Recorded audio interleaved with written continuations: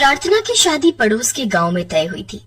प्रार्थना के पिता चाहते थे कि एक बार वो भी लड़के वालों से उनके घर पर मिलने जाए ताकि लड़के का घर दिख जाए, पर अचानक लड़के वालों ने ये प्रोग्राम कैंसिल कर दिया। प्रार्थना की माँ, लड़के के पिता का फोन आया है। उनके घर में रंग रोगन और पुताई का काम चल रहा है, तो वो बोल रहे हैं कि अचानक हम चले भी जाए तो उनके घर का सारा फर्नीचर घर के बाहर रखा हुआ है। वैसे तो बात वो ठीक कह रहे हैं, पुताई की वजह से घर फैल ही जाता है। मुझे लग रहा है शादी की वजह से ही पुताई करवा रहे हैं, या तो फिर रहने देते हैं। लड़के को भी देख लिया था, घर वालों से भी मिल लिए थे जब वो यहाँ आए थे। अब सीधा शादी पर ही मिलेंगे। अगर ज्यादा बात करेंगे तो कहीं लड़के वाले बुरा ना मान जाए। ठीक है जी, जैसा तुम कहो। वैसे भी शादी को 1 हफ्ता ही बचा है, हमें भी तो तैयारी करनी है। प्रार्थना बिटिया, तू ना परेशान मत हो, जो होगा सब अच्छा होगा। देखना, ससुराल जाकर तू बहुत खुश रहेगी। प्रार्थना का मन थोड़ा उदास हो जाता है क्योंकि वो चाहती थी कि उसके माता पिता एक बार लड़के वालों का घर भी देखाएं, क्योंकि लड़के वाले खुद आए थे तब तो सब कुछ ठीक था, पर देखने जाने के बाद से वो लोग नहीं मिले थे। इस वजह से प्रार्थना थोड़ी परेशान हो रही थी। फिर कुछ दिनों बाद प्रार्थना की शादी हो जाती है, पर शादी के बाद प्रार्थना की जिंदगी में बवाल मच जाता है। प्रार्थना को पता चलता है कि उसके ससुराल वाले गंजे हैं, उनके सिर पर बाल नहीं है। वो सब विग लगाकर घर से बाहर निकलते हैं।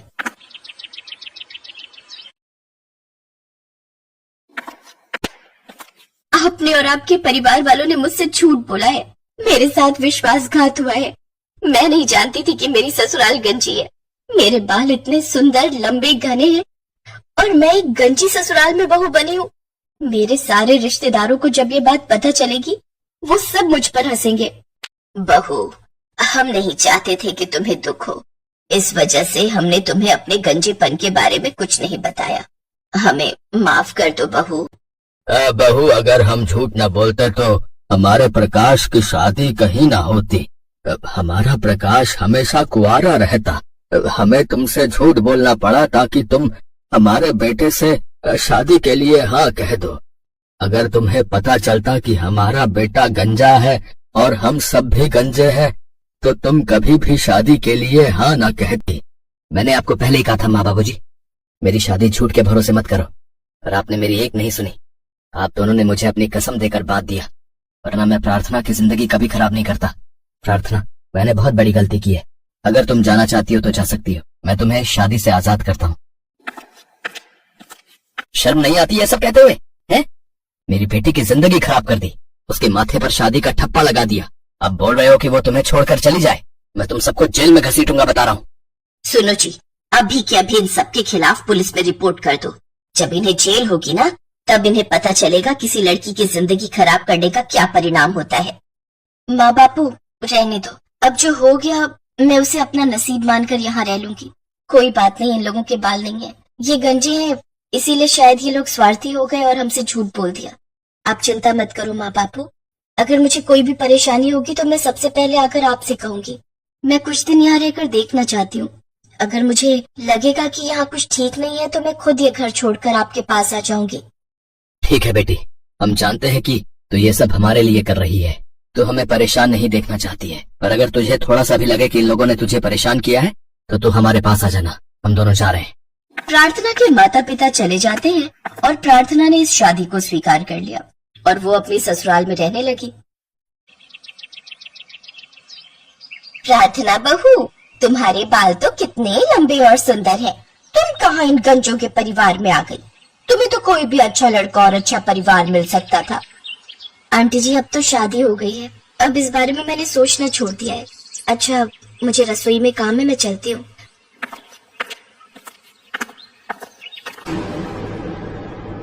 प्रार्थना, मैं शहर जा रहा हूँ, तुम्हारे लिए कुछ लाना है तो बता दो।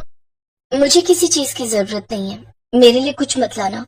बहू से पूछने की क्या जरूरत है, तू अपने आप ही उसके लिए कुछ अच्छी चीज ले आना। बहू के बाल कितने सुंदर और लंबे हैं।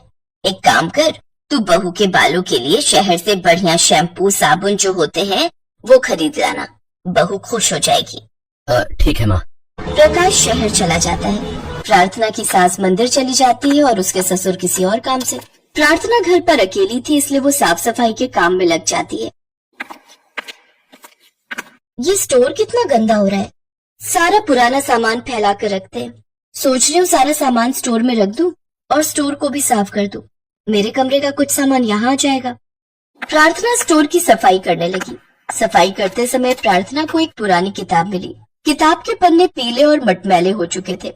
उत्सुकतावश प्रार्थना ने उस किताब को खोलकर पढ़ना शुरू किया। उसमें कई रहस्यमयी कहानियां और तांत्रिक अनुष्ठानों के बारे में लिखा था, लेकिन एक पन्ने ने विशेष रूप से प्रार्थना का ध्यान खींचा।